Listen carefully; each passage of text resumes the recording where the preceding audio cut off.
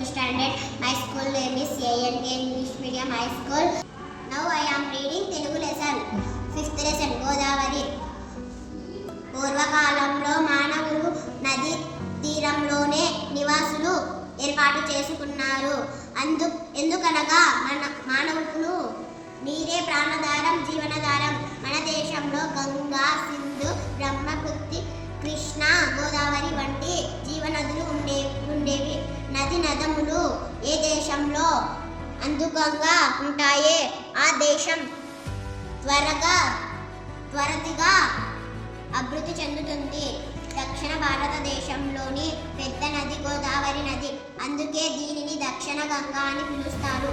ఈ నది మహారాష్ట్రలోని పడమటి కనుమలో నాసిక్ జిల్లాలోని నాసిక్ త్రయంబకం అనే చోట పుట్టింది. ఇది నిజామాబాద్ జిల్లాలోని కందికుర్తి అనే గ్రామం వద్ద తెలంగాణ రాష్ట్రంలోకి ప్రవేశిస్తుంది. అక్కడ నుండి పశ్చిమ గోదావరి జిల్లాలోని పోలవరం దగ్గర ఆంధ్రప్రదేశ్లోకి ప్రవేశిస్తుంది.